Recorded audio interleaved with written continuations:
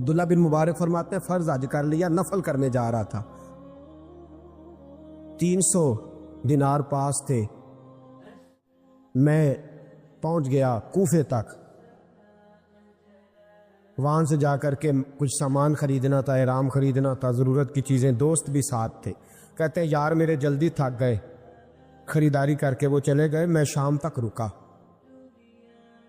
بڑا تھک گیا تو سوچا اتنی لمبی چوڑی خریداری کیا تو جھیل تھی پاس، میں نے کہا وہاں جا کے ذرا ٹھنڈی ہوا لیتا ہوں، کہتے میں اس طرف گیا، رات کا اندھیرا تھا،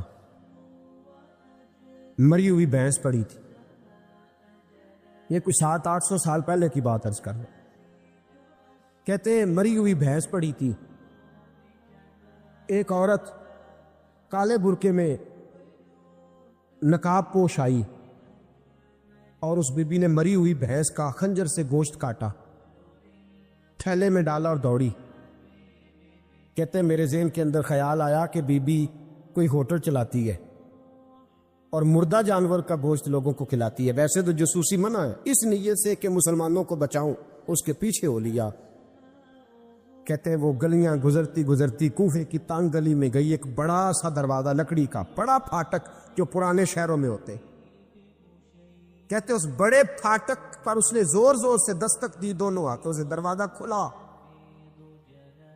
وہ عورت اندر داخل ہوئی تو 3-4 بچیاں جھٹ سے اس کے گرد اکٹھی ہو گئی، اماں کچھ لائی ہو؟ تو رونے لگی، کہنے لگی میں کچھ نہیں لا سکی، کہنے لگی یہ مردہ جانور کا گوشت ہے، اور حضور نے فرمایا جب مرنے لگو تو مردار کھا کے بھی جان بچا لو، اب میں دیکھتی ہوں تم سے کھڑا نہیں ہوا جاتا، نہ کھاؤ گی تو گر پڑو، یہ مردہ ہی ہے پکا لو، کہتے ہیں اگلے لفظ اس عورت نے کہے تو میں باہر کھڑا چیخنے لگا، وہ کہنے لگی ہم سید زادیہ ہے، صدقہ زکوٰۃ کھا نہیں سکتی، اور سب روگاں دا روگ محمد جس دا نام غریبی، کنڈ ولا کے لنگ جاندے سب دوست یار قریبی، سید ہے، صدقہ زکوٰۃ یہ مردار کھا کے گزارا کرو، کہتے ہیں پھر اس عورت نے چاروں بیٹیوں کو سینے سے لگایا، کہنے لگی تمہارا باپ زندہ ہوتا تو یہ دن نہ، سید بھی اور یتیم بھی اور مسکین بھی، پھر وہ روئیں، حضرت عبداللہ بن مبارک کہتے ہیں زور زور سے دروازے پہ دستک دی، بی بی باہر آئی، کون ہے؟ تو میں نے کہا میں عبداللہ بن مبارک ہوں، محدث ہوں، زمانہ مجھے جانتا ہے، میرے شاگردوں کی لسٹ بڑی لمبی ہے، کہنے لگی اچھا تو؟ کہنے لگا یہ 300 دینار ہے، تو مہربانی کرے تو رکھ لے، چلے اپنا کام کرے ہم جانے ہمارا، کہتے میں نے زمین پہ گھٹنے ٹیک کے نا تو سید زادی کے آگے ہاتھ باندھ دیے، میں نے کہا میں نوکر ہوں تم اولاد ہو، میں خادم ہوں تم نسل ہو، مہربانی کرو، مہربانی میرے اوپر مہربانی، پیسے رکھ لو، کہتے ہیں میں نے وہ پیسے دیے، میں واپس لوٹا، یار کہنے لگے چل، میں نے کہا نہیں میں نے نہیں آج کرنا، کہنے لگے کوئی نیا پلاٹ لینے کا پروگرام بن گیا، کوئی نئی انویسٹمنٹ، لوگ تانے دیتے ہیں نا، کہتے ہیں میں نے کہا یار جیسے تمہاری مرضی سمجھ لو، یہ میرا راز ہے میں بتاتا نہیں، فرماتے ہیں لوگ حج کرنے چلے گئے، میں وطن آ گیا، 6 ماہ کے بعد قافلے لوٹے، میرے نبی نے فرمایا تو میرے امتی کی پریشانی دور کر، اللہ کامل حج کا ثواب دے گا، فرمایا میرے حبیب علیہ السلام کے امتی حضرت عبداللہ بن مبارک فرماتے میں آیا حج کر کے، حاجی آئے تو میں بڑی حسرت کے ساتھ میں گھر میں روتا تھا، سوچتا تھا آج وہ مینا میں ہوں گے، آج وہ مزدلفہ عرفات میں ہوں گے، آج وہ لوگ جمرات کی رمی کر رہے ہوں گے، میں تڑپ کے سوچتا تھا ادھر رسول کی حاضری دے رہے ہوں گے، کہتے میں روتا تھا، جب حاجی لوٹے 6 ماہ کے بعد تو حاضری دینے گیا، ملنے گیا، پہلا دروازہ کھولا حاجی صاحب نے، میں نے کہا مبارک ہو، کہتے ہیں بہن مبارک دی ذرا سنیے گا، کہتے ہیں وہ حاجی مجھے ڈانٹنے لگے، کہنے لگے چھوڑ یار، اتنا بڑا آدمی ہو کے تو غلط بات کرتا ہے، میں نے کہا کیا ہوا؟ کہنے لگے تو نے ہمیں کہا کہ جانا نہیں، اور پھر ہم مینا میں آوازیں دیتے رہے تو بات ہی نہیں سنتا تھا. میں تو گیا نکالنے لگے ہم 11 حاجی جھوٹ بولتے ہیں 2 اکیلا سچ بولتا ہے. سب نے دیکھا ہے. کہتے میں پلٹ آیا. چوتھے دن پھر ایک حاجی کو ملنے گیا, مبارک دی. کہنے لگا چھوڑ کس بات کی مبارک, میدان عرفات میں تو نے بات بھی نہیں سنی, اور یہاں مبارکے کہتے ہیں عرفات میں. اور میں تو کہنے لگے چپ کر, غلط بات بھی کرتا ہے اتنا بڑا محدث ہو کے. کہتے ہیں جب آخری قافلے آئے, آخری دن تو 8-10 قافلے اکٹھے آئے, شام تک 7 قافلوں سے ملا. ہر ایک مجھے کہنے لگا بندے کے پاس گھوڑا نیا آ جائے, سواری بڑی آ جائے تو یاروں سے تو ملنا چاہیے نا, تو آواز ہی نہیں سنتا تھا. فرماتے ہیں میں تھک گیا کہ الہی ماجرا کیا ہے. میں تو یہاں اس شہر کی گلیوں میں پھرتا رہا اور یہ سارے حاجی کیا رہے ہیں. فرماتے رات کو حضرت ربیع بن اسلم, وہ بہت بڑے بزرگ محدث تھے, وہ بھی حج کرنے گئے. دروازے پہ دستک دی, باہر آئے تو جھگڑنے لگے. کہنے لگے تو نے مجھے کس مشکل میں ڈال دیا ہے. میں نے کہا حضور کیا ہوا, کس مشکل میں. میں تو کہنے لگے چھوڑ یار, عالم تھا تو میں تیری عزت کرتا تھا, تو نے یہ کیا کیا. میں نے کہا کیا ہوا. کہنے لگے یاد نہیں جب تو روضہ رسول کے سامنے ملا تھا, جب نبی پاک کے مواجہ کے سامنے تو پیسوں والی تھیلی مجھے پکڑا گیا, پکڑ اپنے پیسے. میں تو سنبھالتے سنبھالتے تھک گیا ہوں. کہتے ہیں یوں سینے سے پیسے لگائے, گھر آیا, عشاء پڑی تو سو گیا. میں نے کہا یا اللہ عقدہ کھول دے. رات گہری ہوئی, میرے گھر کی دیواریں چمکنے لگیں, نور پھیرنے لگا, خوشبو ہی خوشبو پورے شہر کو معطر کرنے لگی. کہتے ہیں میں نے آنکھ جھپکی تو سامنے اللہ کے رسول تشریف فرما, سامنے محبوب تشریف فرما ہے. خواب میری وچ آیا ماہی, نہ اودے گل وچ پا لئیاں باواں, تے ڈر دی ماری اکھ بھی نہ کھولاں, کتے پھر وچھڑ نہ جاواں. فرماتے میں محبوب پاک کی زیارت کی. اب میرا دل تھا حضور بولے, کوئی بات کرے. محبوب بولے, لب کھلے. فرمایا کیا. حضور نے فرمایا میں تجھے کتنے اور گواہ بھیجوں کہ تیرا حج ہو گیا ہے. میں کتنے گواہ بھیجوں کہ حج تیرا. فرمایا کتنے گواہ بھیجوں کہ حج ہو گیا. میرے حبیب نے فرمایا اٹھ کے تھیلی کھول کے گن لے, تو نے 300 دینار دیے تھے, میں نے 600 کر کے واپس کیے. فرمایا کن. حضرت عبداللہ بن مبارک نے 60 حج فرمائے. اس کے بعد کتنے حج کیے. ایک فرض کیا ہوا تھا 61 ہو گئے. فرماتے ہیں میں بار بار گیا اور جب بلایا سرکار نے خود ہی انتظام ہو گئے. فرماتے ہیں بار بار میرے حبیب نے فرمایا تو آ چاہے نہ آ, رب نے تیرے نام کا فرشتہ بنا دیا ہے جو قیامت تک تیری طرف سے حج کرتا رہے گا. قیامت تک تیری طرف سے مینا, مزدلفہ, عرفات, جبل رحمت پہ آتا رہے گا, میری بارگاہ میں درود پڑھتا رہے گا, حج فرشتہ کرے گا, ثواب اللہ تیرے نامہ اعمال میں لکھے گا. میرے دوستو, میرے نبی نے فرمایا میرے امتی کی ایک پریشانی دور کر, اللہ قبول حج کا ثواب عطا فرمائے گا. غریبوں کا حج ہے کہ نہیں. بولے اشراق چاشت پڑھ, حج ہے. 2 لوگوں کی صلح کرا, حج ہے. علماء کی نوکری کر, ایک دفعہ 70 حج تجھے ملیں گے. اور میرے رسول پاک صلی اللہ علیہ وسلم نے فرمایا سوکھا حج ہے. سامنے ابا جی ہے, سامنے اماں جی ہے, بار بار پیار سے دیکھ, بار بار حج کر, بار بار پیار سے دیکھ, اور کسی غریب کی مدد کر دے, سڑک پار کرا دے, میڈیکل سٹور سے دوائی لا دے, کسی کی نوکری کر دے. بچہ گھر میں نہیں, ابا جی بیمار ہو گئے, جا بھاگ کے تو چچا کو چھوڑا ڈاکٹر تک, تو نیکی کر, اللہ تجھے پورے حج کا ثواب عطا فرمائے گا. حج بڑے ہیں, کرنے کی تیاری کرو. حج کا بڑا موقع ہمیں میسر آتا ہے, بس پروگرام بناؤ. صحیح مسلم کی حدیث, کتاب کا نام کیا ہے, اور بڑی مضبوط حدیث.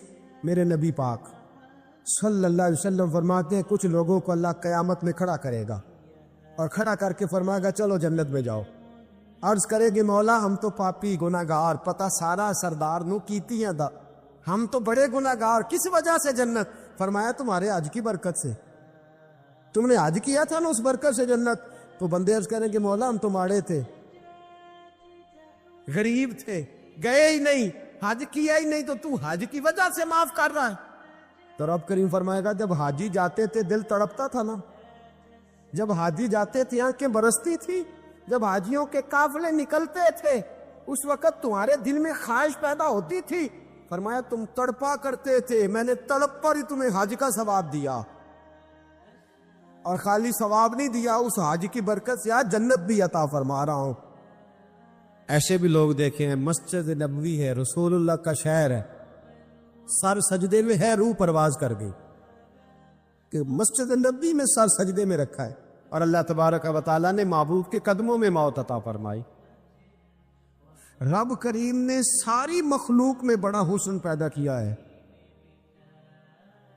لیکن میرے محبوب کا حسن وہ ہے جس کی پیدا کرنے والا بھی تعریف فرماتا ہے، جو اس کی شان کے لائق ہے۔ وَالضُّحَىٰ وَاللَّيْلِ إِذَا سَجَىٰ، اللہ قسم اٹھاتا ہے۔ اور نبی پاک علیہ الصلوۃ والسلام نے نا خوبصورتی کو ایک نئی معنویت بھی دی ہے، ایک نئی معنویت، ایک نیا ذوق حضور نے۔ ہمارے ہاں خوبصورتی مہنگا کپڑا پہننے کا نام تھا، ہمارے ہاں خوبصورتی مہنگے جوتے پہننے کا نام ہے، ہمارے ہاں خوبصورتی مہنگے ترین گھر کو دیکھ کر لوگ کہتے کیا سجایا ہے، کیا سنوارا ہے، کیا ٹائلیں ہیں، کیا رنگ کرایا ہے، کہاں سے قالین خریدا ہے۔ لوگوں نے خوبصورتی دنیا کی ان مہنگی ترین چیزوں کا نام رکھا ہے، حضور نے خوبصورتی کی تعریف ہی بدل دی۔ محبوب نے سادے کپڑوں کو خوبصورتی بنایا، حضور نے ظاہری طور پر کچے گھر کو خوبصورتی بنایا۔ رسول پاک صلی اللہ تعالی علیہ وسلم کے کپڑوں کو پیوند لگے ہوتے تھے، حضور سادہ لباس پہنتے تھے، نبی کریم زمین پر آرام فرما ہوتے تھے، پر جدھر جدھر سے گزر جاتے تھے نہ گلیاں خوشبو سے مہک جایا کرتے تھے، انوار و تجلیات کی بارش ہوتی تھی، جو دیکھتا تھا نا، میں کیا مثال دوں، کیا بات سمجھانے کے لیے مثال دینی پڑتی ہے نا، کوئی مثال دینی پڑتی ہے نا، کسی کا تذکرہ کرنا پڑتا ہے۔ حضور کا حسن سمجھانے کے لیے کس کی مثال دیں، کہاں سے وہ ڈھونڈ کے لائیں جس کو پہلے بیان کر کے حضور کا حسن سمجھایا جا سکے، جس جیسا رب نے پیدا ہی کوئی نہیں کیا۔ کوئی ایسی چیز ہوتی، کوئی چلو کوئی دور دور کا ہی کوئی تعلق ہوتا تو کوئی مثال دے لیتے، کہنے لگے نہیں یارو کوئی شے ملی نہیں، کوئی مثل نہیں ڈھولن دی، تو چپ کر میرے علی تھے جا نہیں ہو بولن تے، یہ ہے ہی نہیں مثال، کہاں سے مثال تلاش کرے، کہاں سے لائے۔ دوستو اگر حسن سے پیار کرنا ہے نا، خوبصورتی سے ہی پیار کرنا ہے، تو حضرت برا بن عازب فرماتے ہیں، اور صحیح بخاری میں موجود ہے، فرماتے ہیں کائنات میں سب سے خوبصورت چہرہ مدینے والے رسول کا ہے۔ اگر کسی نے حسن سے ہی پیار کرنا ہے نا، تو حضور کے آنے کے بعد زیادتی ہے پھر کسی اور سے پیار کرنا۔ اگر خوبصورتی سے ہی پیار کرنا ہے نا، تو پھر یہ اس نے ٹھیک نہیں کیا کہ اتنے بڑے جلوے۔ حضرت عبداللہ بن رواحہ کہتے ہیں نبی پاک کوئی معجزہ بھی نہ دکھاتے، نہ حضور ڈوبے ہوئے سورج کو موڑتے، نہ چاند کے 2 ٹکڑے کرتے، نہ پتھر کلمہ پڑھتے، نہ درخت سجدہ کرتے، کوئی معجزہ بھی نہ دکھاتے، بس حضور نہ بیٹھے رہتے، تو حضور کا لوگوں نے چہرہ ہی دیکھتے جانا تھا اور کلمہ پڑھتے جانا تھا۔ حضور کا چہرہ حضور کی نبوت کی دلیل کے لیے کافی تھا۔ کائنات میں بڑی تعریفیں کی گئیں، بڑا کچھ کہا گیا، لیکن میں کہہ رہا ہوں لوگوں نے نا خوبصورتیاں خرید کی ہیں۔ حضور نے تو خوبصورتی کا رنگ ہی بدل دیا ہے، عنوان ہی بدل دیا ہے، حضور نے ایک نئی طرح دی ہے، ایک نیا ذوق دیا ہے۔ یعنی محبوب کریم صلی اللہ تعالی علیہ وسلم کو پسینہ آتا ہے۔ حضرت انس بن مالک رضی اللہ تعالیٰ عنہ فرماتے ہیں کہ دیکھیں نا، پسینہ بہت سارے لوگوں کو بھاتا نہیں، یعنی پسینہ بعض اوقات کوئی کسی کے پسینے سے تکلیف میں نہ بھی ہو تو لوگ کہتے ہیں یار مجھے پسینہ آ گیا ہے، میں ذرا کپڑے بدل لوں۔ حضرت انس بن مالک کہتے ہیں نبی کریم علیہ السلام کبھی کبھی نا ہمارے گھر میں آرام کرتے تھے، میری اماں چمڑے کا بستر بچھاتی تھی۔ میں نے کہا حضور نے نا خوبصورتی کا عنوان بدل دیا ہے، لوگ جسے خوبصورتی سمجھتے تھے حضور نے اس عنوان کو بدل کے رکھ دیا، وہ بالکل معنویت جاذبیت الگ تبدیل کر دی۔ کبھی پسینے سے بھی لوگوں نے فیض لیا ہے، لیکن یہاں رنگ بدل دیا نا، عنوان بدل دیا نا، نبی کریم تبدیل کر دیے نا سارے احوال دنیا کے۔ کہتے ہمارے گھر میں حضور کبھی کبھی آرام کرتے تھے، میری والدہ جس دن پتہ ہوتا حضور جہاں آرام فرما ہوں گے چمڑے کا بستر بچھاتی۔ اب چمڑے کا بستر حضور کے لیے، فرماتے چمڑے کا بستر بچھتا، جب حضور آرام فرما ہوتے تو پسینہ بھی آتا، اور وہ پسینہ کبھی کبھی یہاں چمکتا۔ کہنے دو نا مجھے موک چند بدر شاشانی، اے جے متھے چمک دی لاٹ نورانی۔ کہ وہ کبھی کبھی پسینہ نہ حضور کے رخ نور پر چمکتا، بازوؤں پر چمکتا، پھر اس کے چند قطرے نہ وہ چمڑے کے بستر پر بھی گرتے۔ کہتے ہیں حضور اٹھ کے چلے جاتے تو میری اماں جلدی کرتی، وہ حضور کا سارا پسینہ سنبھال کے بوتل میں ڈالتی۔ میں کہتا اماں اس کا کیا کرنا ہے، تو اماں کہتی ذرا سونگھ نہ، دنیا میں ایسی خوشبو کہیں ہے جو خوشبو مدینے والے کے پسینے میں ہے؟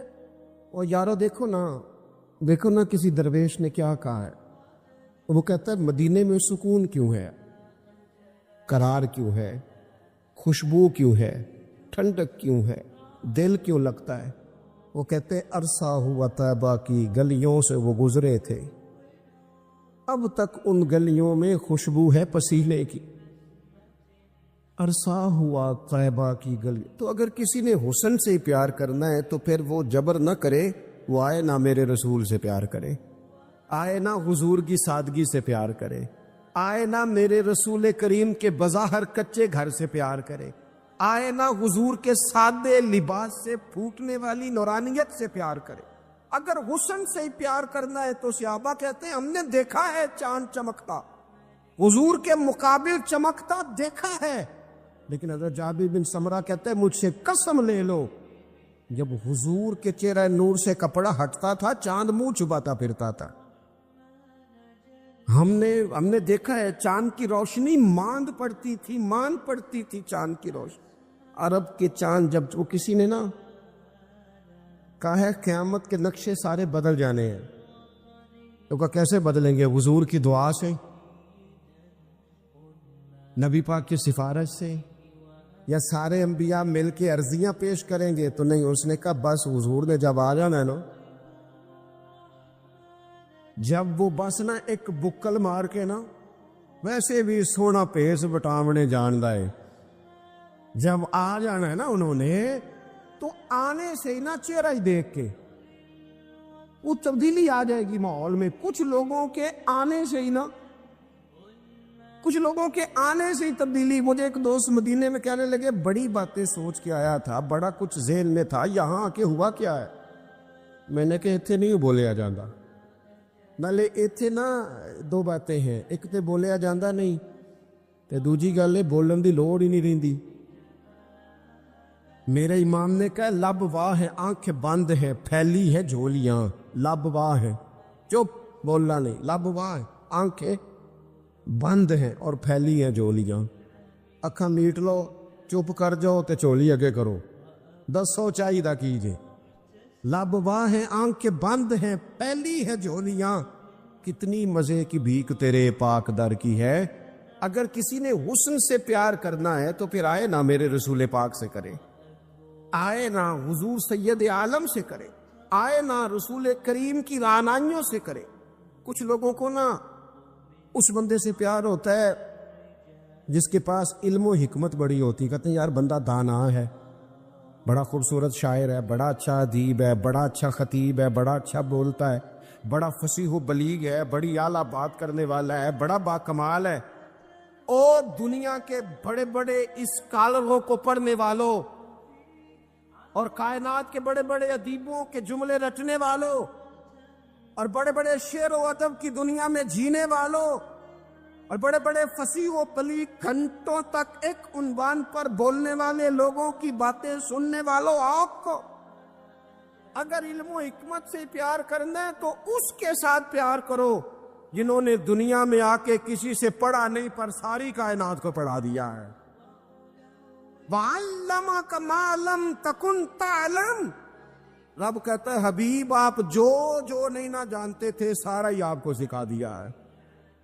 حضور زمین پہ بیٹھے تھے، تشریف فرما تھے، کسی نے کہا یا رسول اللہ یہ سوال، رسول کریم اٹھے، امامہ سیدھا کیا، میرے محبوب نے چادر اوڑھی، کندھے پہ رکھی، منبر پہ آ کے بیٹھ گئے، فرمایا جو دل کرتا ہے پوچھو، میں ہر سوال کا جواب دوں گا، پوچھو نا جس کے جو جی میں آتا ہے۔ حضرت عمر کہتے زور سے عصر تک بیان کیا، نماز پڑھی، پھر منبر پہ، عصر سے مغرب تک حضور نے باتیں بتائیں، پھر نماز پڑھی، پھر منبر پہ، عصر سے مغرب تک کہتے کریم نے ہمیں اتنا نوازا، اتنا نوازا، اتنا نوازا کہ جنتی جنت میں چلے گئے، جہنمی جہنم میں چلے گئے، زندگیاں ختم ہوئیں اور قلم ٹوٹ گئے، پر تیرے اوصاف کا ایک باب بھی پورا نہ ہوا۔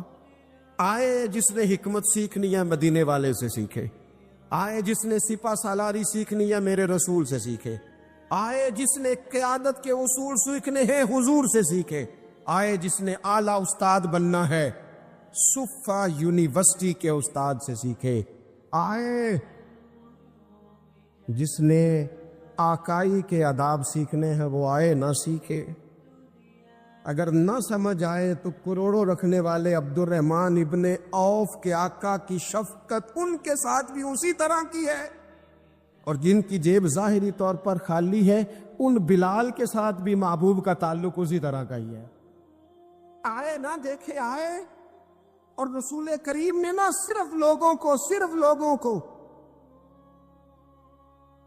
اس طرح سے حکمت سکھائی ہے، اس طرح کی حکمت سکھائی ہے کہ صرف انہیں آداب زندگی اور طور طریقے نہیں بتائے، حضور نے اس طرح کی درویشی کی، اس طرح کی سادگی بتائی کہ امیروں کا فقیر ہونے کو دل کرنے لگا، اور فقیر سمجھ لگے کہ ہم سے بڑا تو بادشاہی کوئی نہیں، ہم سے بڑا تو تگڑا ہی کوئی نہیں۔